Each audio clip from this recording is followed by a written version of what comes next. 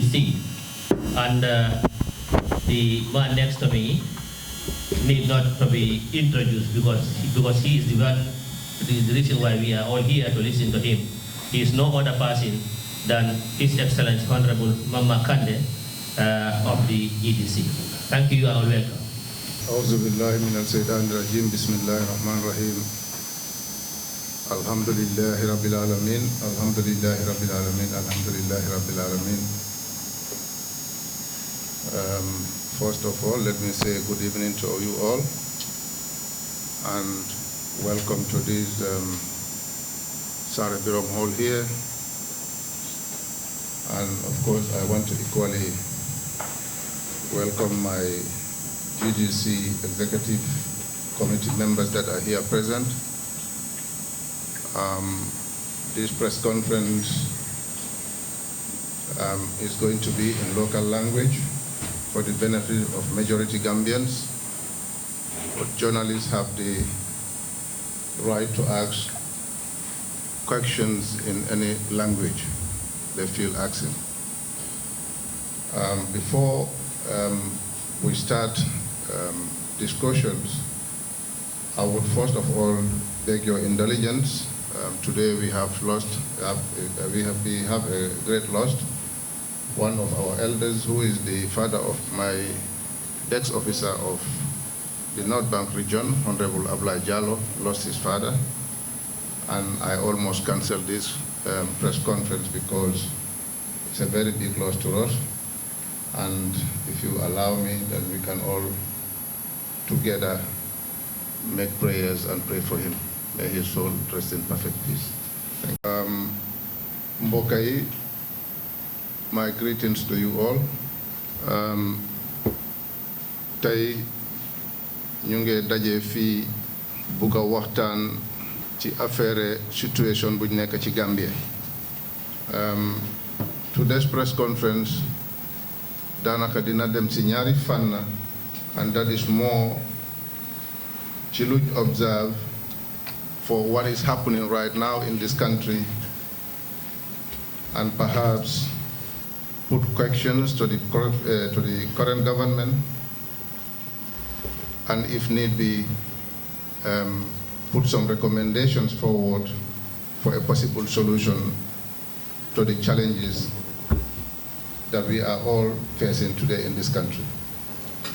Kon su melee noonu dinaa jéggalu ci nuñ ko mun di bugg di defee waxtu bu nekk. Wax neexut, jubluwaay bi yëpp pour mu baax rek la for di Gambia. Ene bi yëpp pour mu baax rek la pour Gambia bi. Leneen lu fa feeñ lu dut loolu na borom xam ne nekkutoon ene bi. Intention bi mooy what can we do as Gambians to have a better Gambia. Lii kese la ñu soxla. Maa ngi nuyu mboolem ku fi teew, both you the journalist ak mboolem kuy seetaan ak Gambian bi fu mu nekk ci aduna bi, both in and outside this country. Maa ngi nuyu ñëpp di ñaanal ñëpp di jéggalu ci ñëpp di jéggal ñëpp. Su loolu weesoo dinaa bëgg ñu start with the security situation of this country. Bu election bi passé ba léegi foog naa benn interview la amagum. Su loolu weesoo awma ak kenn interview. Waxtu wax nag dafa jot te gom ne rek am nañ kàddu yoo xam ne ni war nañ ko sànni ci biir réew mi bu ko defee mu nekkal ñu ñun ñëpp njëriñ. The security situation ci Gambia bi umpatut kenn ci Gambia li xew ak li nekk di xew. Gambia buñ xamoon, the Gambia that every Gambian was proud of. Ekati boppam bi ci kaw ne I am a Gambian nekkutoon dara. It was all because of the peace and tranquility that every Gambian and those living in the Gambia were enjoying. Tey loolu amatut fii. Benn Gambian tëddatut nelaw, benn Gambian doxatut ba waxtu bu ko ne fekk xelam a ngi dal, benn Gambian yónneetut doomam sax mu expect ne doomam bi dina dellu si kon Gambia boobu tiitlu na te dafa raglu te ñun yëpp whether ñu ngi ci biir nguur or not, whether we are directly affected or not, the moment am bayna bakkan bu ñàkk ci biir Gambia ci loo xam ne ni du feebar yàlla jël bakkanam du dara waaye ay nit la ida ñu dugga sa kër jël sa bagage sàcc sa alal dellu rey la oo ngeen am ay issues seen diggante ngeen reyante loolu is getting too much in the country te that being the case dafa bokk ci loo xam ne ni bugga naa cee waxtaan ak the president of the republic mooy président Adama Barrow situation bi ci réew mi maa ngi koy oo na jóg mu takkandigam xam ne Gambians vested their trust and confidence in him moo tax mu toog ci office boobu kon su fekkee ne toog na ba gis tey Gambia mu ngi mel ni mel kenn amatul safety in this country loolu war na koo jaral mu jóg soldaalam takkandigam def loo xam ne ni loolu la Gambien si expect ci moom loolu maa ngi ko cee oo xam naa nag dafa am ñim dénk place yooyu ci wàllu security both the Ministry of Interior and the Ministry of Defense waaye office am boobu dinaa ko wax ne office am boobu mooy monitor mboolem loo xam ne ni mu ngay dox ci biir Gambie te bu mu toog ci office boobu rek ñu ngi koy jox information mu gëm ci loolu maa ngi koy wax ne 90% of the information xëy na bu ñu koy jox is fake because gaw ma ne ndax moom ci boppam sagoom la pour ñu gis ñu ngi rey Gambien si left right and center yaakaaruma ko fooguma ne sagoom la kon moom moo amee doole bi to stop this immediately he have the powers security bu ñu xamee woon Gambia peace and stability bu ñu xamee woon Gambia ñi taxoon loolu am ñu ngi fii ba léegi doomi réew mi lañ Gambians putting on uniforms both men and women jaay seen bakal pour aar réew mi so that ñu mun a am jàmm ñu julli waxtu bu ñu neex ñu dox waxtu bu ñu neex ñu tëdda waxtu bu ñu neex ñu eew waxtu bu ñu neex ñu dem fu ñu neex fekk kenn tiitu loolu mu ngi fii ñi taxoon loolu am they are still here kon changes lañ am si presidency bi waaye su fekkee ne président lañ soxla tamit ba léegi président mu ngi fii kon lan mooy problème bi we have the security personnel that we need to help protect the lives and properties of the people of this country they're here if it is about a president ñu ngi am president kon lan mooy problème somebody somewhere is not fulfilling his obligation kon moom na oo ñim dénka yolu karange bi and I'm sure mu ngi am security advisors or he has security advisors and which I believe ñu ngi meet waxtu bu nekk but the outcome for what we are seeing and what Gambians are experiencing right now is not encouraging te lii nekkut affaire loo xam ne ni biir néeg la sakatuma mun nga koo noba today you have how many media houses that you have here tey lu xew sooy sakat sa biir néeg sax mu ngi ci àdduna bi kon amul dara lu nobu for what is happening in this country is it encouraging people from outside this Gambia ne Gambia is a safe haven I don't think so kon am na lum ñu mun a yaaxal li ma bëgg a wax président Barrow mooy na jóg Gambien see ko fa teg kon bum ragal dara bum gestu dara bum doppal ko kenn bot na def li mu war a def let them call him all sort of names why the lives and properties of the Gambian people matters kon maa ngi koy oo again na jóg mu def li war if need be na use the Gambia Armed Forces with the police security dina am ci dëkk bi security waruñ ko mun a compromise. It is not something that you can compromise because yàlla moo ñu binda ñu baax binda ñu bon loolu mënuñ koo génne suñ biir. Why? That is why you have security.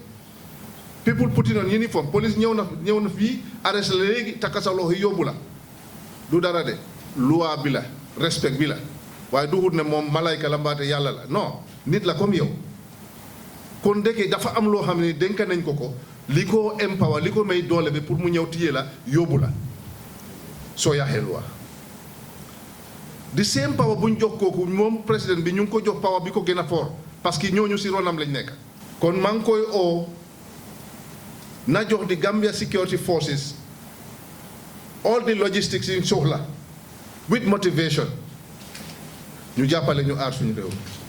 On the issue of economic forces in this country dama bugg a mu toog seetluwaat man dama foog ne the presence of economic forces named peacekeeping forces in the Gambia is not doing any good to us. Instead, it's doing more harm than good. Mom, he has his reason for having those foreign security personnel here in the country.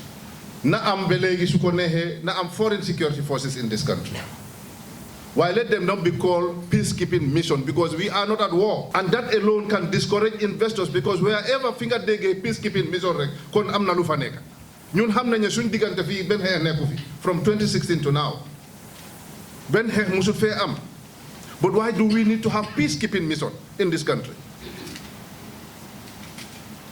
It's not a problem. Let them have security from Malaysia or from China, from India, from Senegal, from wherever. I have no problem with that. He has his reasons for doing that. While li ma bëgg a wax mooy tur bi peacekeeping mission ci biir Gambia loolu dafa am signal bu moo yónnee ci biir àdduna bi. It's like fii dafa am xeex te benn xeex nekkul fi. How do you want to encourage an investor to come and invest in your country when it is not safe? Mana yow xam nañ ko waaye somebody that is outside this country kooku naka la moo xamee ne fii problème amu fi ci kaw loolu yaa ngee dégg ñu ngee rey nit ñi every day left right and center nañ bàyyi suñ xel dama bugg a mu toog xoolaat ko na am security bu ko neex it's fine waaye mission bi dafa war a end léegi mission boobu dafa war a jeex gis naa the current director of SIS xëy na dina like for a little bit more clarification on what he means with, for the last 5 good years, the SIS arresting Kanteh. What he mean about that? What does he mean about that? Lolu man buga na ko xam and I think war na leeral lolu because dama gom ne even the FBI am nañ mandate to arrest unless and until the SIS in the Gambia is just like the CIA nga xam ne dañoo joxe information and make analysis for whatever crime or whatever reason. It's fine. Waaye nañu leeralal foofu lan moo tax mu wax ne moom for the last 5 years because mu ngi wax ne now they have competent intelligent security personnel well trained. It's fine. This is what we need. Loolu lañ soxla ci Gambia. Waaye na ñoom arrestuñ for the last 5 years lan la miin ci loolu because dafa mel ni ma am suma watchman ci kër gi every day suma xëyee ñëw o suma eewoo ñëw mu ne ma xëyee boss tey dama la géntal boo xam ne ni yow da ngaa gudda fande so meaning kooku instead of mu toog di ma aar di aar suma kër déedéet he was sleeping bugguma faa passé nag comme que xaw ma lan la miin ne ñoom arrestuñ kenn for the last 5 years xëy na seen way of operation because I'm not an intelligent officer. Why? Question la boo xam ne ni maa ngi ko koy laaj te war na ko mën a leeral Gambians. Su fekkee ne they are mandated and have the powers to arrest kon security baa ngee leak moo tax su ma neexee ma ne ree bi yëpp you know armed robbers yi left right and center mu ngi bari ci dëkk bi kon they are entrusted with a responsibility that we as Gambians are expecting them to fulfill those responsibilities. Beneen bi ma bugg a ñëw mooy this issue of new birth certificates.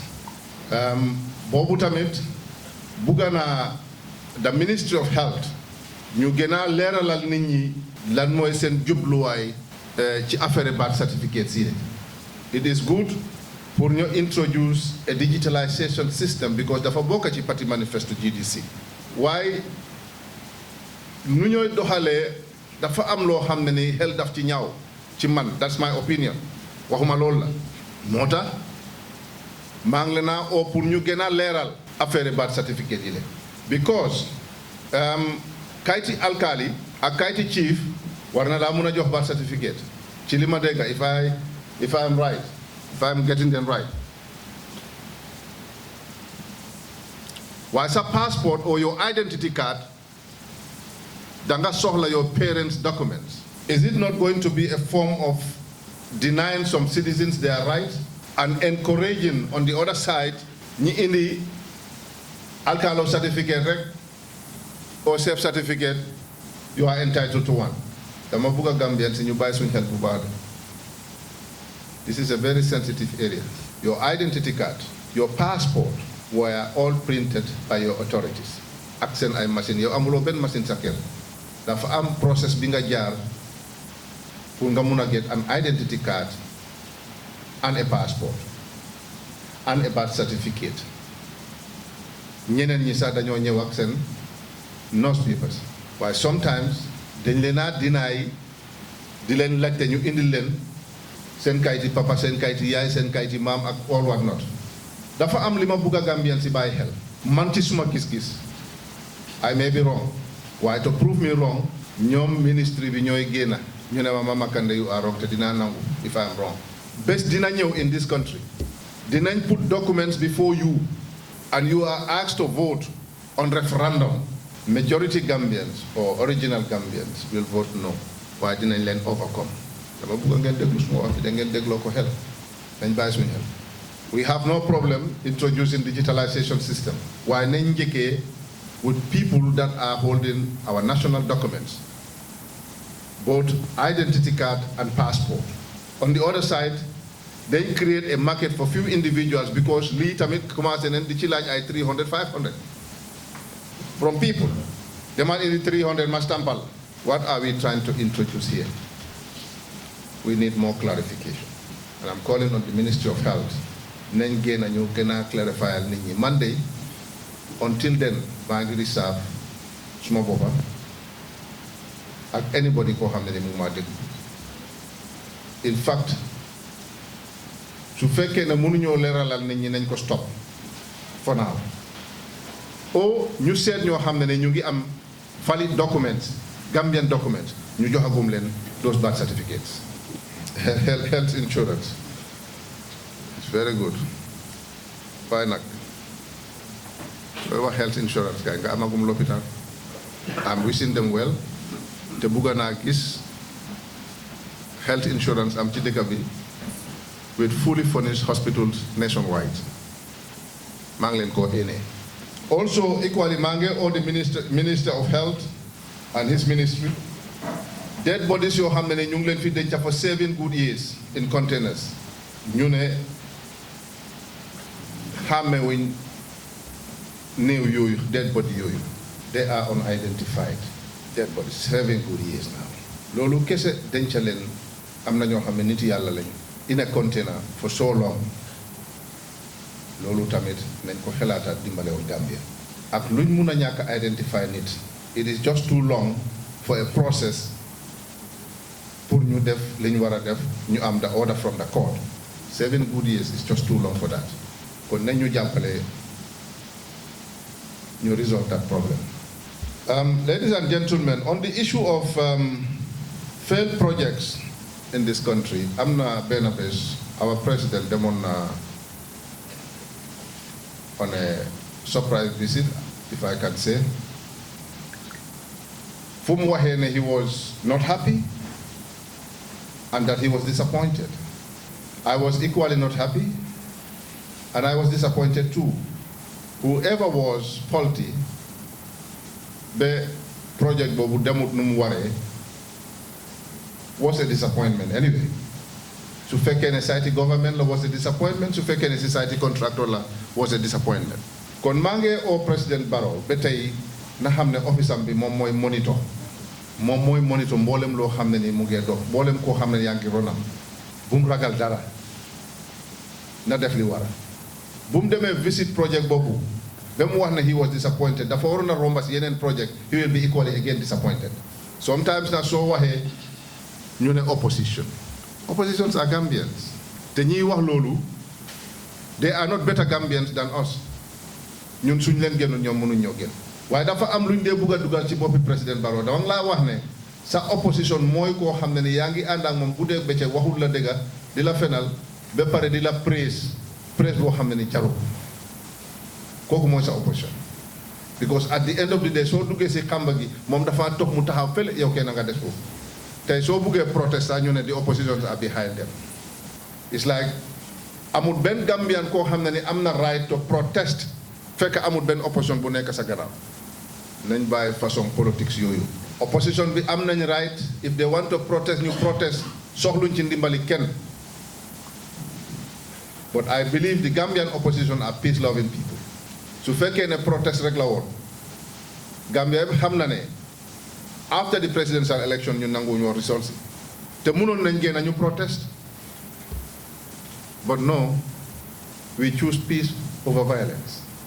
Kon Gambian politicians are peace-loving people. But again, on the other side, every Gambian have the right to protest whenever it is necessary. Now, President Barrow Hamme, ñi lay wax ne ñooñu opposition ñoo nekk seen gannaaw ñu ngi laa mislead ñooñu bugg a protest oo leen ngeen waxtaan. opposition bi waxtu bu ñu buggee protest nañ génn te protest te kenn mënu koo tere waaye defuñ ko. so li ma la bugg a wax mooy projects yooyu nga doon commencé di wër continuer ko anam soo yaa ngi romba Banjul airport bés bu nekk $14 million dañ ko spend foofu ñu ne on renovation only renovation yow da nga fekk airport taxaw ba mbaax ñu ne dañoo rénover fire ñu ne xaji jamono mooy jàppa njomboori jamono dafa change war nañoo change ak jamono. And they went to spend $14 million ñu ne on renovation su ndox ñëwee ci airport boobu waxuma la dafa senn waaye dafa sotteeku dafa tuuru where you put $14 million.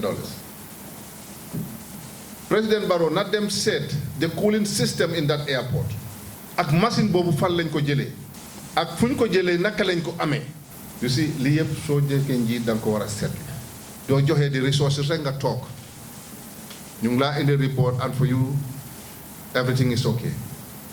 Sometimes everything is not okay, and that is why today this country is faced with challenges yoo xam ne bu ñu yàlla jàppale wut pour ñu génn ci dafa metti because liggéey bi nekkatul maa ngi liggéey pour réew mi déedéet ku nekk rek mu ngi yaakamti xaaral ma buub yóbbu suma kër. What about ñi amul access to that ñi amul access pour buub ni ñooñu di buubee kon ñooñu dañooy dee because loolu luñ bokk ñun yëpp la ñu tere la ko tere ko sa njaboot tere ko sa dëkkandoor benn nit buub yóbbu is unacceptable. kon again President Barrow jógal nga takk sa ndigga xool sa government na nga dem yoon yi ngeen wax ne da ngeen ko defar and in Saba Sanjal the quality road bi fa nekka demal nga seet ko. Sometimes bul ànd ak none of these contractors alal sa own consultant who is unknown nga ànd ak moom surprisingly ñu wax la lu xew. even yoon bu ñëw def nii ñu ne di OIC summit nga dem seet a quality road luñ startagum yëpp lu war a seetu la. It is rather unfortunate some time ago am na non-Gambian kuñ jox contract pour mu defar benn yoon cycle sax waa ji amu ko dafay kool ci biir Gambia bi fii bugg a rent ay machine ay tanks ay bulldozers lu nekk pour liggéey yoon xanaa kay su fekkee ne ku nekk dañ laa jox pour nga liggéey yoon kay kon ñu bàyyi ko fii rek jox ko Ousmane Bada Souleymane moom it mu dem renti truck ak tànkas defar yoon yoon rek. This is not the way. Kon président Barrow maa ngi laa ooyaati nga seetluwaat système bi man de bëgguma Gambia bi fail bëgguma nga fail because soo failee Gambia mooy fail te Gambia su failee dama equally fail kon takkaatal sa digga nga xam ne again that office should be monitoring anything everything that is happening in this country. Even this tax collection that is a long process boo xam ne du lu gaaw because nguur amul benn nguur boo xam ne mun na dox daw without tax. And I'm sure perhaps with your new ministry, that is the Ministry of Communication and Digital Economy, they will help to change the tax collection procedure. Waaye na da nga encourage Gambia ci seen boppa. For example, mun nañu wax ne Mr. Samba su collecté receiptam yi for the whole year su fekkee ne $1,000 la spend dinañ ko delloo 300 mbaate 400 benn receipt dootul réer Samba kon fu mu jënd rek soxla na receipt because xam na ne he is expecting something in return kon meaning yaa ngi encourage Gambians yi benn tax du rëcca because loo jënd rek soxla nga receipt stratégie la years back ñu ne soo foree butéeli Coca-Cola nga yóbbu ko ci bitig bi da nga am 10 bottles mbaate tranche so everybody was collecting benn butéel doo ko fekk ci mbedda bi ñu sànni because xam nga ne soo ko foree yaa ngi am dara it's a way of motivating people so fu njaan ñu create système yooyu kon ñu ngi sentu ba tey takkandigaam gis ne changes bi war a am ci biir réew mi am na I know it war a contribute my quota towards national development I don't have to be a president because dama ko bugg rek waaye xaw ma da yàlla def na ma ko but one thing I know is that I'm a citizen yàlla def na ma citizen ba pare and I have a responsibility then kon whether I am a president or not man dama am role bi ma war a play in my country te dama bugg a dunda ma bàyyi a legacy kon you see ñun amuñ dat grudge ne nekkuma ci government bi dafa war a tàkka déedéet because su tàkkee ñun yëpp la ñuy tàkkale Barrow is not my enemy I'm not his enemy anyway he's my rival te benn président du fa toog mu nekk suma ennemi man muy moom muy keneen te if I become a president I'm not an enemy to anybody I want to work with everybody kon ba léegi na takkandigaam bi mu xam ne am na liggéey mu dellu yurndu the issue of this procurement dinaa ko jox benn example perhaps it's 2-3 years ago am na waxtu buñ jëndee ñu ne fertilizer some few power tillers ak some tractors few ñu paak leen fële boori yundum police ci benn fence foofu dem naa ba foofu this is 2-3 years ago and I was able to access the document luñ jëndee bagage yi pour ma waxal ko rek ne dafa war a bàyyi xelam ci document boobu binda nañ fa a bag of fertilizer mu ñoom ñu ngi ko jëndee $1,500 parce que loolu lañ dugal ci boppam loolu moo nekk ci document bi waaye is that logic nga jëndee a bag of fertilizer $1,500 nga war koo jaay $700 is that logic is that logic kon something is wrong somewhere waaye dañ ko use pour mu ñu naan ko nga baax ko because yow da nga baax instead of yow yaa fayal nit ñi the $800 difference it was never like that power tillers yooyu ak tractors yooyu fu ñu ko jëndee Dakar fii la ci loxo benn Chinese tryoon naa ba am number boobu when I started questioning the Chinese he ring off his phone nangoo tuta jël suma call I'm not an intelligent officer he have them I believe all over the country some of these things fu mu jaar mu use leen he need to have facts real facts not fake bu National Assembly bi commencé di invite ministers I think everybody was very happy because they were exercising their rights as members of parliament and functions of that National Assembly. Lima buga wax President Barrow moy, whether he is with those members of parliament in the same party or not, na xamne those people are there for the interest of the Gambia. Kenen kuñ fa o ñu start di la question, di la praise, they are not doing it because they have something against you. But in fact, they are helping him. Am na lo xamne mënu ko def ñooñu mën nañ ko defal. So it's going to be a collective responsibility. Where I saw the Minister of Agriculture, I believe, ñu laaj ko tender bi naka lañ ko defee, ñu ne ñu indi tender bi yëpp ñoom ñu yëpp ku nekk 3,000 la indi. So naka lañ tànnee kenn among those? Naka lañ tànnee kenn among those? Tender am na, kii mu ne 3,000, man ma ne 3,000, kii mu ne 3,000, ñun ñëpp 3,000 lañ wax. Léegi ñoom naka lañ amee kenn si among aussi? We need more clarification on that. I did my homework. I'm not company you have any contact now. CIF Banjul 1,200 a bag of fertilizer. Waxuma ñoom buñ jënda de. Man suma contact. A bag of fertilizer CIF Banjul $1,200. Here comes the role of again the SIS director. You don't have to arrest people as you said, which I still have a question. But Nachigai Japa, Barrow cannot do this. That is why you have the cabinet. That is why you have the intelligence, you police, the army, everything. Ku nekk dafa am responsibility buñ la jox. Su fekkee ne defuñ seen responsibility nañ leen daaxa ñoom ñëpp. Loolu kese moo fi des. Waaye Gambian si sonna nañ.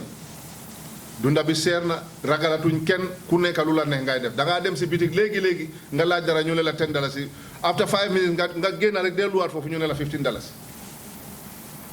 réew su nekkee amut kenn kuñ ragal kenn faalewut sa morom dafa tas te waxoon naa leen Gambians may leen gas nañ pax ñu dugal fa Gambia buñ nangu ñu tëj ko. Nobody wanted to listen and today everybody can call Mama Kandeh waxal lu may wax. Do I have anything to say? Foog naa ñun ñëpp a ko bokk a gis what is happening. Waaye fii I'm not trying to blame.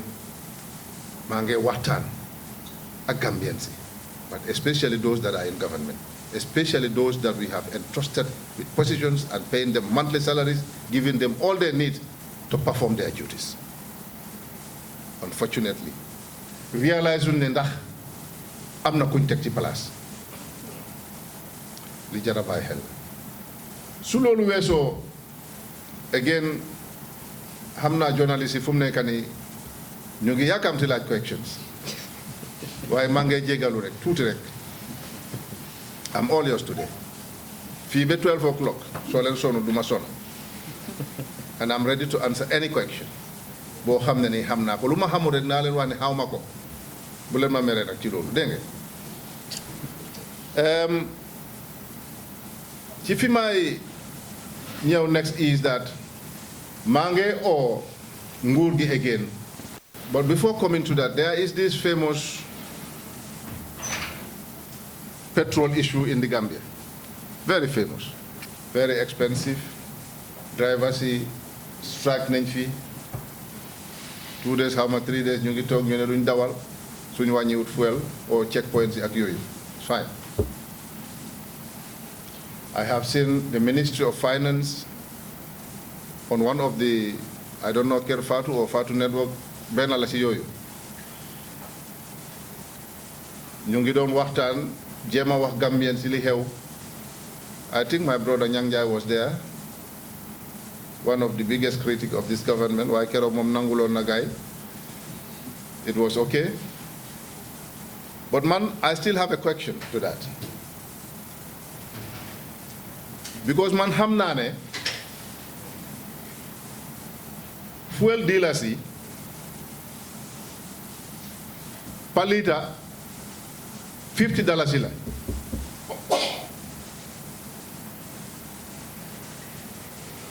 Lañ mooy excès fii $50 xëy na som butut. Then they have $5 margin. ñoom loolu mooy seen profit per litre, $5. So meaning loolu dafa dem mu nekk $55. $50 bu ñu jëndee ak $5 seen margin bi. Government indi seen ay tax seen ay sarta compté ko ba mut $72.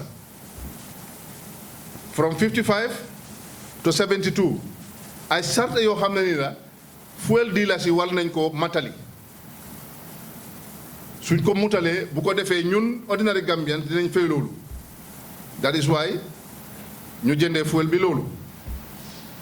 $55 yi $5 bi mooy seen margin boobu mooy profit yi fuel dealers yi ak seen capital bi mooy $50. Then from $50 to $72 is it $18 or dimbale leen ma good mathematicians. $22? No, it's not 22. 72.55. That is $17. $17. It's like the journalist. None of you is a mathematician. Eh? Then $17 bobu moom la moo égal xaalis bi to $72. waaye léegi li président Barrow war a laaj léegi o wan man li may laaj $79 bu ñoo jaay par litre $7 difference boobu fan la kan moo ko yóbbu ak fan la aju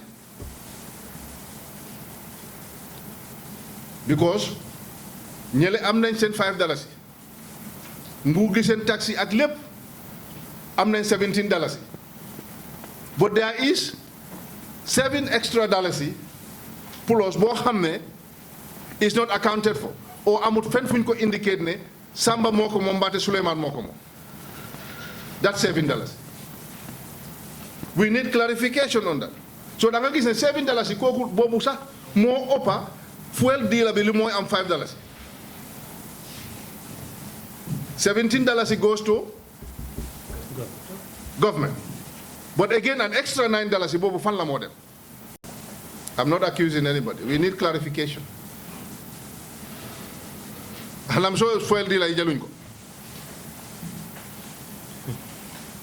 Kon am na fu mooy dem te fu mooy dem foofu lañ bugg a xam. Kon président Barrow again na bàyyiwaat foofu xel.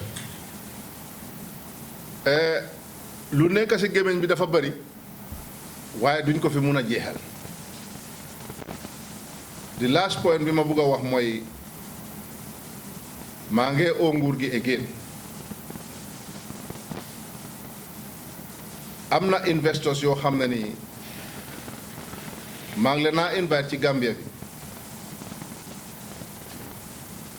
ak struggle bu rëy because perhaps until they are here they are not convinced. I don't want to say reasons, which we all know. Anyway, why si ñaari fan agum perhaps dina mun a dem ëppa loolu waaye si ñaari fan laa leen bugg a invité agum benn ñu jàppale ñu sizable fertilizer producing plant in this country. Fertilizer producing plant ci Gambia bi fii so that suñ béykat yi dinañ mun a afford fertilizer te dellu dinañ ci mun a export loolu benn la ci ñaareel bi dinaa bugg a gaay jàppale ñu am fii a brewery boo xam ne comme Banjul breweries bu nekkoon fii ñun defaratuñ benn Coca-Cola fi mbaate Fanta or any other drink. Together dinañ mun a use suñ mango yi ak suñ oranges yi ñu mun koo process ci biir Gambia bi fii with other drinks. ñun yëpp fii lañ jógee xam nañ mango season fii foo wiiree biir kombo mango yaa ngi tëdd ci suuf si di yàqu. kon loolu tamit dafa bokka ci xelaat bi ma am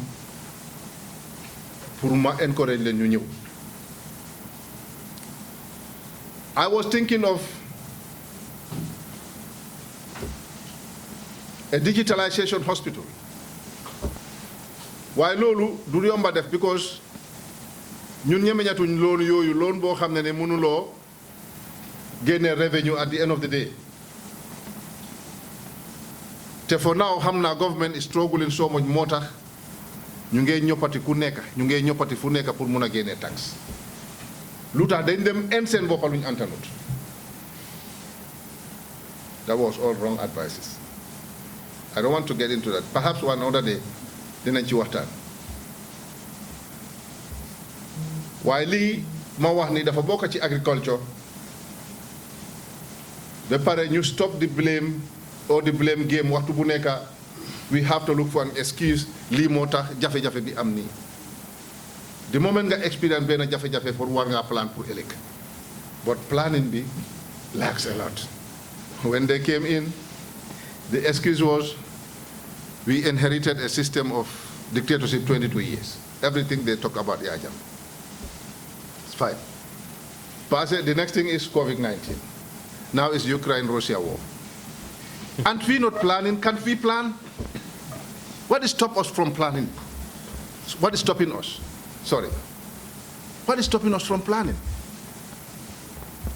Russia ak Russia ak Ukraine fu ñoo xeex loolu suñu waree tere maalo bu ñu war a lekk kon ñun ñoo ko def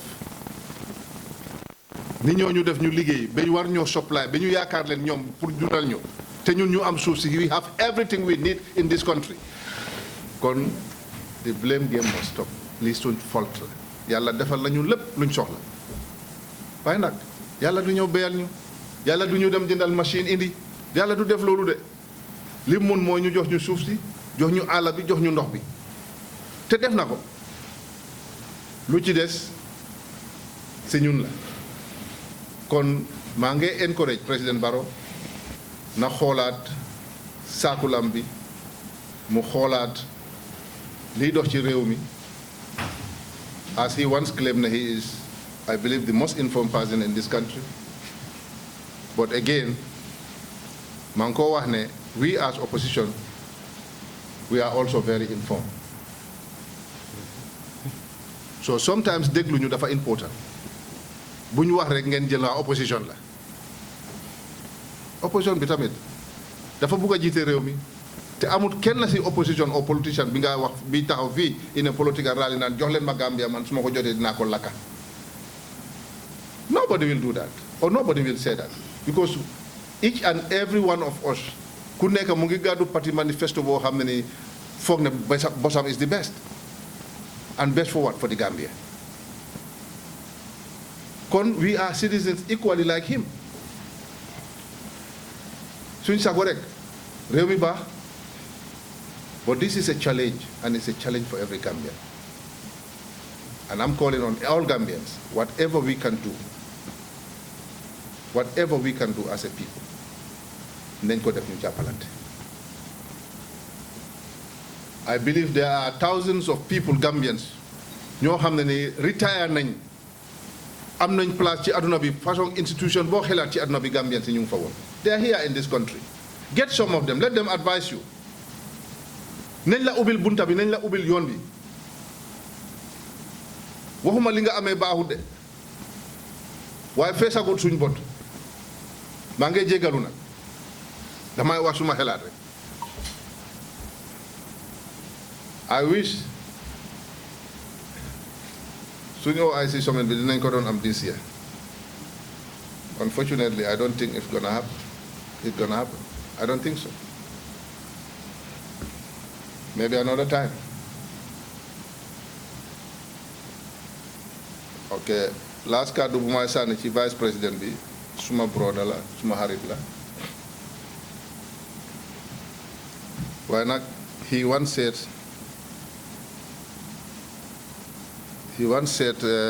you cannot make the omelette without breaking the eggs. I heard from him anyway. Heard it from him. waaye li ma ko bëgg a wax rek suy dem ci yoon bi na jële yoon saytam bi, not always the opposite. Vice président yu bari romba nañ fii su ñoo dem Banjul dañoo follow leen ni Banjul su ñoo dem Brikama dañoo follow leen ni Brikama bi. Not when you are going to Brikama nga dem téye yoon buy dem Banjul. That's not correct. As a brother man ko wax ne nu traffic be high as long as the ambulance is not an emergency.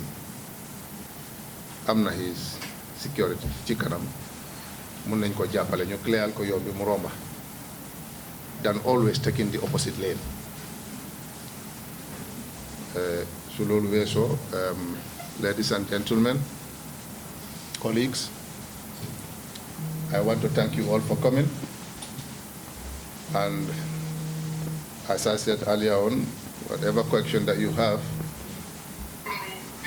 in any language except the language that I don't understand, I will do my best to answer your questions. I thank you so much for coming. Assalamu alaikum. The situation of high rocketing of prices, essential commodities, the difficulties Gambians are facing trying to feed themselves, the killings, and so many other things. I think this would help him catch exactly what is happening in this country and try to tell us what they have as a solution to those challenges. Not to put the blame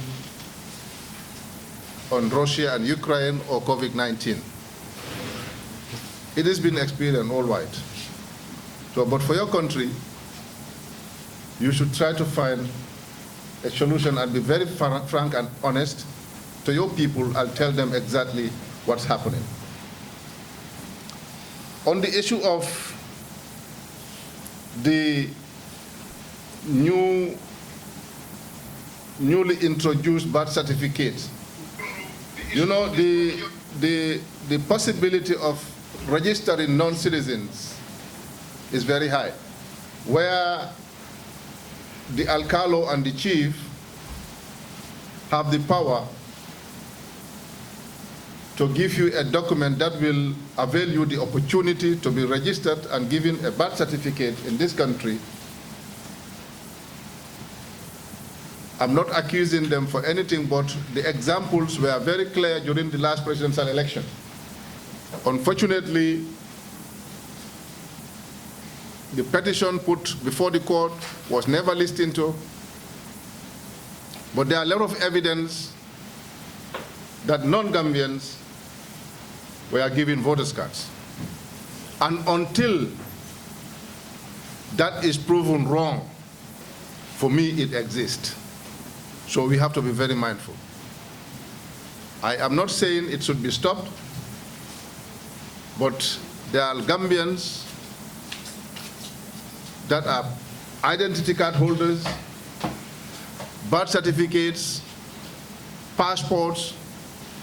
They should not be denied, or it should not be made difficult for them to acquire one, instead of asking them about their parents' documents. At the alcalos level, perhaps, or the chief, all these questions are not coming. Instead, information reaching me, I stand to be corrected, I may be wrong, is that some of them are asking for money from this, or for this. It's happening, so that's why I talk about it. But my understanding about the whole situation is, let us be very mindful. I heard them, I think some time ago, saying that they have registered almost 200 and something thousand people within a short period of time, which is even faster than the registration process, voter registration process. What are we expecting in a year or so? What do you think is going to be the population of the Gambia? There I'm talking about. So we need to be mindful. On the issue of the security, I think I am one of those that have talked about security very often in this country. In many of my interviews, in fact, last year, I even went to an extent of urging some of these parastatals companies to help by mobility for our security personnel. And people were laughing at this. They thought it was a joke. But do our security have the logistics? Is there anybody that is motivating them? We have to recognize that these are Gambians and peace-loving people, and they have put their life for this country and are ready to continue putting their life to make sure that they defend and protect the integrity and the lives and properties of the people of this country. They are ready to do that. Give them all the logistics they need, the mobility, everything. Motivate them. Bring down the army. Let them be everywhere in this country. You cannot compromise with security, my friends. And I think you who asked the question knows that this is not the Gambia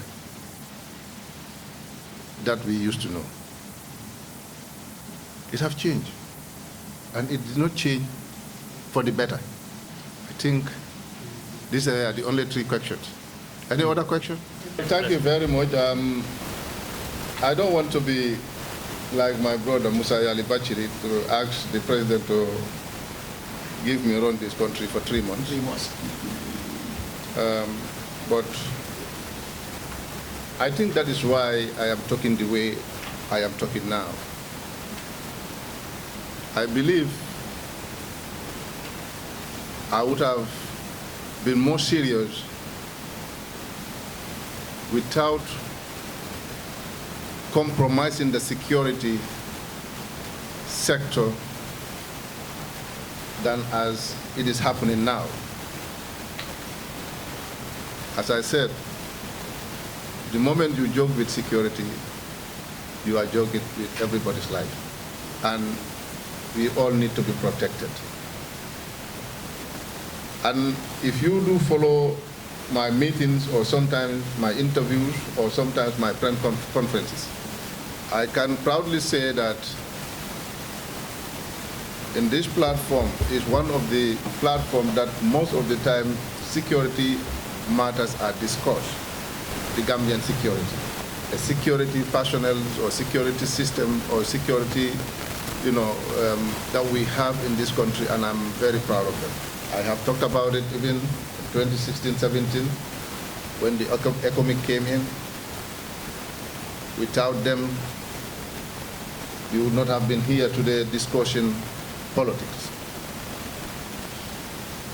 But they choose to protect the lives and properties of the Gambian people. Very proud of them. Go through the records, you will often see me talking about our security. Because these are the people we have. We cannot send them away. It's just not possible. We need them. So I would have taken all the necessary steps, give them all the logistics that they need. In fact, I would have turned this country into a police state. Every corner you go, you will find a security personnel. Because the people need to move freely, and that alone will encourage investors to come and invest in this country. On the issue of the economic, you said I have made a very serious allegation. I do not make serious allegations. I said it's causing more harm than good. And the reason is that the simple name that they are here on peacekeeping. Peacekeeping. Where there is peacekeeping, there is a war, or there was a war. We do not experience war in this country since, I believe, 1981. Since 1981, we are not at war. I am not saying President Barrow should not have the security that he trusts or the security he wants, but let them come in a different name. Somebody outside, his or her understanding is that the Gambia is at war or the Gambia is not stable. That's why we have keeping forces in the Gambia. And that is my reason. Because they are here to protect President and his family. Period. And I don't want to touch into that area. He knows better why he wants them. It's his right if he so feels. But again, on the side of Gambians, the name peacekeeping is something else. Unless and until I'm convinced that outside Gambia, people are not recognizing or seeing the Gambia as a country in a war zone. So that is my reason. On the issue of us not talking about birth certificate or people, or how to call it, foreigners or non-Gambians being registered, we have talked about it, my brother. I personally have started questioning the registration process even before they end the registration. I think I have an interview here at this hotel, and I gave Nemakunku as an example that the last registration before this one, the number of people that were registered in Nemakunku decreases. So you want to tell me all those people were dead? Where do they come to match the number? And after the elections, that have nothing to do with party agents. A party agent, how do you know that this man is a foreigner and is not a foreigner? How would you know that? By the name? Like my Jola man said, there can be no Bakontongo in Jarasoma. The evidence were put before the High Court, not to list it. Fine. It's past and gone. But it remains in our minds. So we have to be very careful. On the issue of me meeting the president, I think I have talked about this many times. Was it the first time me meeting the president or requesting to meet the president? I have met the president several times. And I will continue meeting him. We will follow the electoral laws of this country. So it is not a question of if we are getting preparing ourselves for the coming Congress. I think that is an obvious thing. On the issue of local government. If I am prepared, that is why the party is registered for elections. And the simple fact that there is this GDC and there are candidates, we expect to win and lose elections. It's nothing new. But that will not stop us from preparing for other elections. We are more than prepared, my brother. Inshallah, when the time comes, you will know that the GDC is prepared. As long as the party exists, we will contest every election. We are not a political party. We are not a handbag political party. That the political party that exists and does not contest elections. We thank Allah that the third party have grown this far. So we are ready. What is the other question?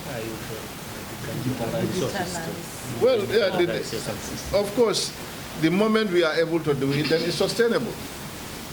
Because with digitalization system, it will help you reduce corruption. You cannot eradicate corruption, but it will help you reduce corruption because everything will be monitored and be controlled.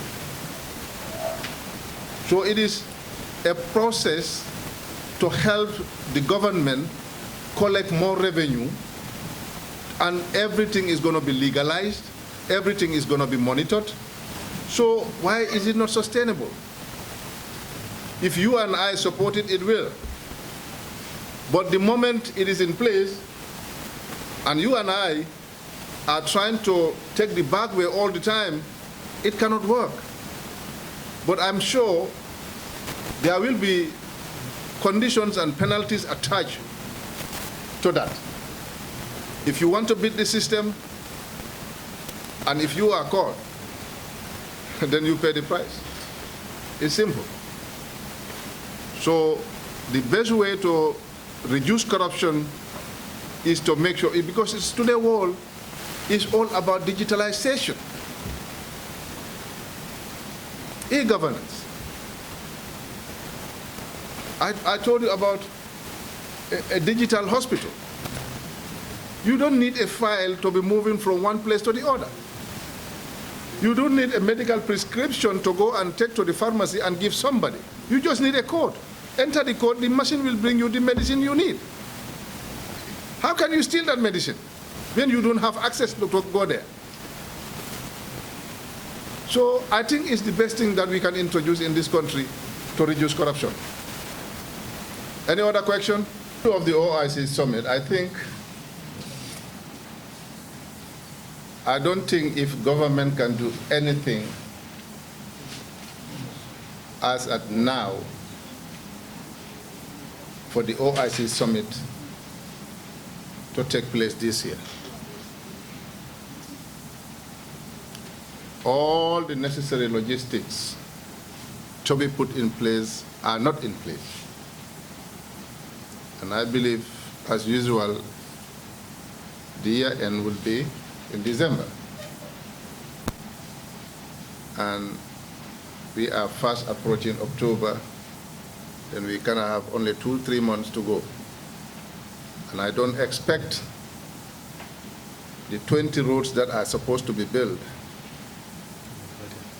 will be completed within these 3 months. And the foundation stone that they have laid, the Radisson Hotel, I don't think if even the works have started.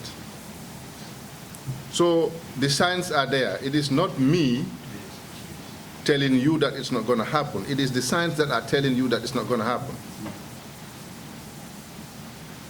I wish it can happen, because perhaps through that I will have my Nemakunku Road built.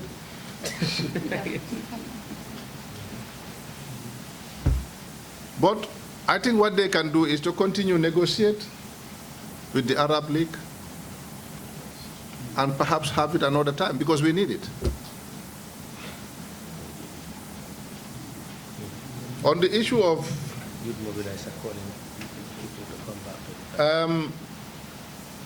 MC Cham should have been in a better position to answer, but you directed the question to me if I will do the same like MC. MC was speaking on behalf of GDC, and I am the Secretary General Party Leader and flag bearer of the party. I am starting from President Adama Barrow to come to the GDC, not only talking about people that have left the party, but I'm starting from President Adama Barrow, my brother. So meaning, I want every Gambian to come and join the GDC. We have nothing against anybody. And we are fighting with nobody. Those that believe have come to learn in the GDC and are now qualified, I'm happy if they can do it on their own. I don't own anybody. Nobody owes me an obligation. I'm not paying anybody a salary. It is not a force that somebody should be a member of the GDC. So I'm happy if you become a member of the party. But again, it is your right to remain in the party or leave. Until now, nobody ever left this party. And I stand on a television or in a political rally, I even mention your name. I don't do that. So many people have learned a lot from this party. And in fact, you know, the party become the diamond of this country. The moment somebody is said to be a member of the GDC, want to leave, everybody is welcoming you. So you become a diamond. But at the end of the day, anyway, then give me the next question. The next question is the dead bodies, what evidence of the dead bodies. About the issue of the dead bodies, if I have evidence, it is now up to you as a journalist. Go and do your research. If what Honorable Kanteh is saying is true, go to the dead house, go to the ministry. It is now your responsibility.